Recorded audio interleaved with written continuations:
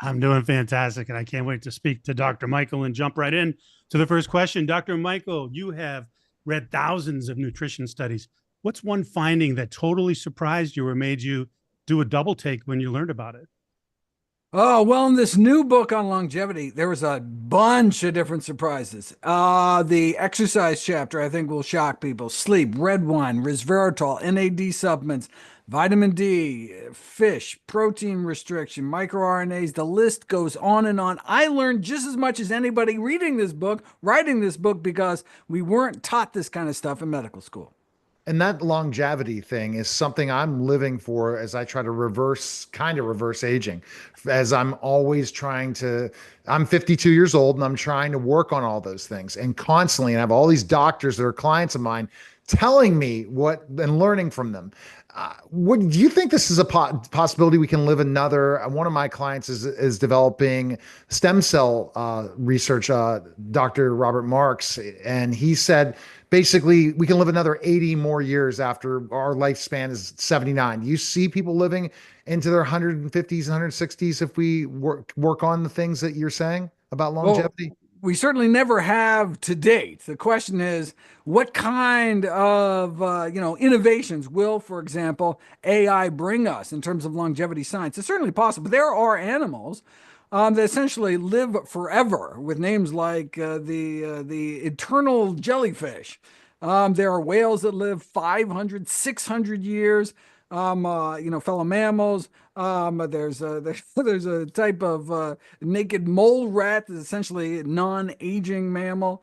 So biologically, these things are possible. The fact that from a single zygote we could explode into, the most complicated mechanism on in the universe, the human brain, means basically anything is possible. We have yet to crack the code. But in the meanwhile, while we're waiting for that revolution in longevity science, we need to make it there. We don't want to die the day before the breakthrough. And so we need to live long enough to live forever, or however long that we can live. And for that, it's really some basic, simple, common sense behaviors such as not smoking, not being obese, regular exercise, more fruits and vegetables. Just those four basic, simple, common sense lifestyle factors can mean literally living a decade longer while you wait for some of the more fundamental revolutions in anti-aging medicine. Which I Oh, want to that's be part great of. I want to advice. create. Go ahead. Go, Greg. Yeah, you do.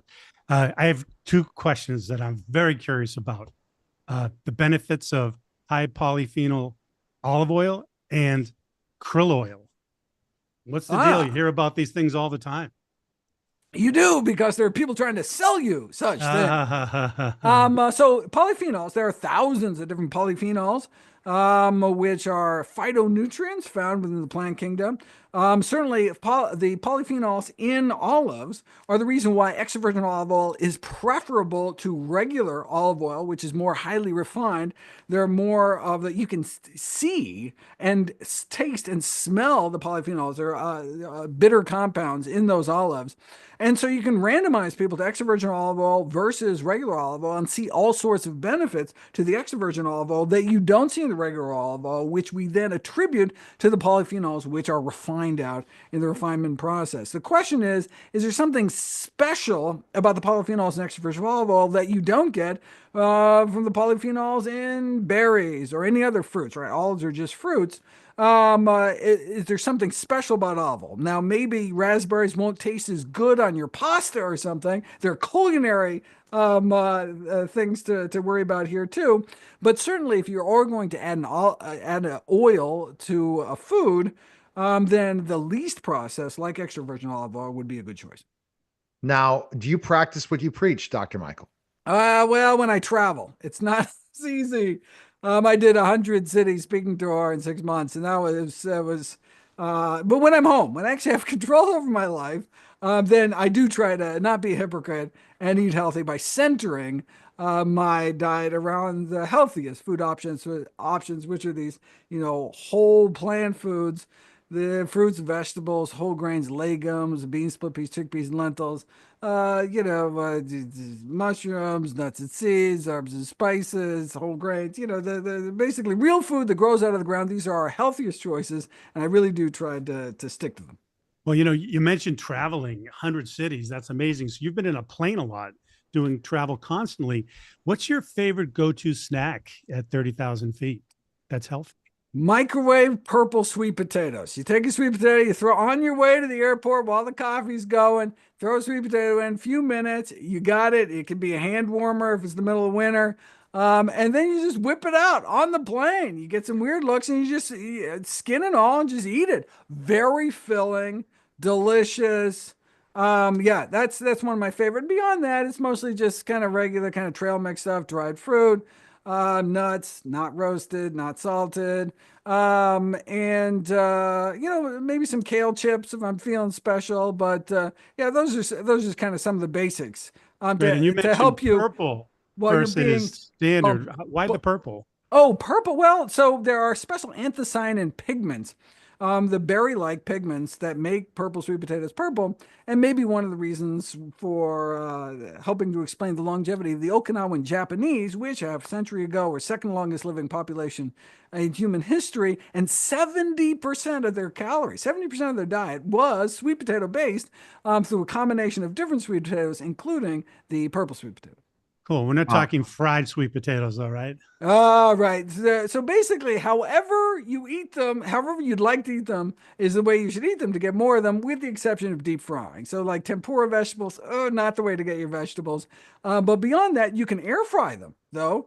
So you can chop up, air fry them, dredge them in some, rosemary, breadcrumbs, cornmeal, whatever. And absolutely delicious with some salt-free ketchup if you can find it. And you are good to go. Are you a fan of intermittent fasting, Dr. Michael? Probably so in my book, How Not to Diet, actually the largest chapter is on intermittent fasting, just because there's so many different types. There's, alternate day fasting, 5-2 fasting, 25-5, fasting mimicking diets, etc. The bottom line, I talk about the pros and cons of each, but late time restricted feeding is probably the best. Early time restricted feeding, meaning if you get anything, you skip dinner, not breakfast. You're trying to shove as many calories earlier in the day as possible. Our body's better able to deal, so you have less of a blood sugar spike, less of a triglyceride spike to something eaten in the morning versus eaten in the evening. The exact same food eaten in the morning is less fattening than the exact same food, same number of calories eaten in the evening. So if you are going to eat junk, eat it in the morning. Your body's better able to handle it thanks to chronobiology, thanks to our circadian rhythms. So early time restricted feeding, meaning restricting one's daily feeding window to 12 hours or less, but critically important, it's an earlier window rather than later. Well, one quick question to follow up on the fasting question.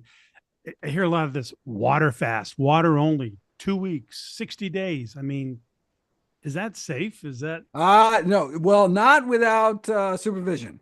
So, and this is not just, legalistic, doctor speak, but fasting more than a day or two really has to be done under physician supervision. And the reason is because they need to make sure that your kidneys are doing what they should be doing. We have absolutely remarkable capacities for fasting, such that our body go into sodium conservation mode. So our kidneys hold on to sodium when we stop eating. Now, should that process break down for whatever reason, and you're still passing sodium, then you can actually wash the sodium out of your brain, and get a condition called hyponatremia, such that, and the symptoms are really kind of nebulous. Oh, you feel a little kind of sleepy, a little dizzy, a little whatever, and you'd be like, well, I'm fasting. Well, no wonder I'm feeling a little off today. But the problem is, the next thing happens, you have a seizure, you fall over, crack your skull open, and you're dead. Yeah. So normally your kidneys should do what they're doing, but that's why you need to have someone who's actually testing your urine, making sure your body is doing what it's supposed to be doing when you're in fasting mode, and make sure nothing bad happens. All right, Greg, you have that question, that final question, because we only have a short minute of time. Go ahead and have that final question. Dr. Michael, this has been amazing, fun. I wish I could talk to you for like the rest of the day, but I got to take my wife to the chiropractor. So let me ask you, little mentoring time for me, for Neil, for everybody listening. What do you feel, doctor, is the most important thing in life you've ever learned? Wow. Most important thing in life I've ever learned is the realization that the realization of service. That I feel like of all, I look back at the happiest times of my life, and it's not when like I ate the best food or was on the best roller coaster or whatever. It's times where I feel I've made an impact in other people's lives, and those are the things that really stick with me. And so, if I had any advice for my younger self, it would be dedicating one's life to service. And indeed, like all the proceeds from all my books are donated directly to charity. I don't make a penny off them. I just want everyone to enjoy the longest, healthiest life. Fantastic. Fantastic. All right. All right. Best place to pick up your book. Where can we go? It's available today, Anywhere, right? and Yeah. you can go to nutritionfacts.org, where all my work is available free. Thank you, Dr. Michael. Thanks, Greg. That was a special simulcast of the Neil Haley Show and celebrity interviews live from the Grotto.